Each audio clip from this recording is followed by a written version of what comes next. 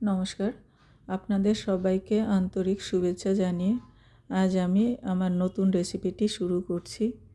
আজ আমি আপনাদের সবার প্রিয় একটি রেসিপি শেয়ার করতে যাচ্ছি, যেটি ছোট বড় সবাই খুব পছন্দ করেন। তার জন্য আমি কড়াই গরম করে নিয়েছি, দিয়ে দিচ্ছি তেল। তেল গরম হওয়ার পরে আমি দিয়ে দিচ্ছি গোটা জিরে। জিরে পরিমাণটা একটু বেশি দিতে হবে।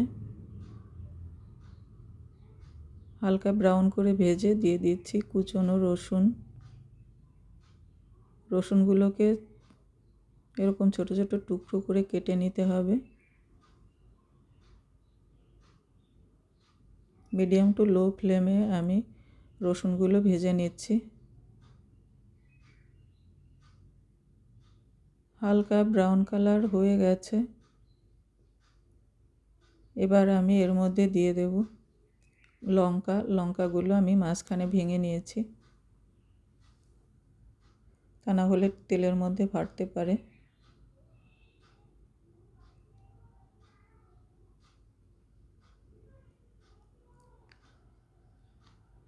এবার আমি এর মধ্যে দিয়ে দেব ধনেপাতা কুচি। ধনেপাতাগুলোকে ধুয়ে জল ঝরিয়ে তারপরে কুচি করে নিয়েছি। আমি আজ ধনেপাতা ভর্তা রেসিপি শেয়ার করব। স্বাদ মতো লবণ দিয়ে দিলাম, আর দিয়ে দিচ্ছি সামান্য হলুদ।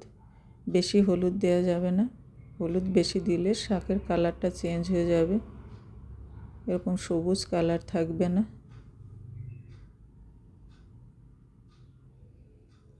কোনো রকম ঢাকা দেব না। এবার হাই ফ্লেমে আমি এই শাকগুলো হালকা ভেজে নেব।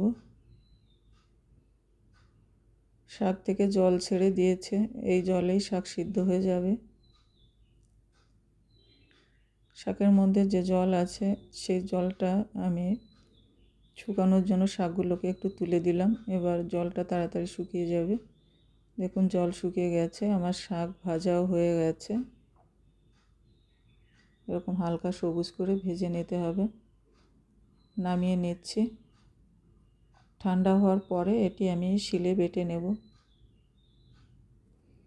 এটাকে ধনেপাতা ভর্তাও বলে, আবার অনেকে ধনেপাতা বাটাও বলে।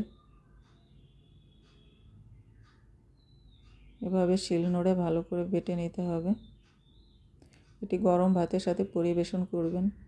ছোট বড় সবাই এই রেসিপিটি খুবই পছন্দ করে। আমার এই রেসিপিটি ভালো লাগলে একটা লাইক করবেন প্লিজ। আজ এ পর্যন্ত। আপনারা ভালো থাকবেন, সুস্থ থাকবেন, আবার দেখা হবে।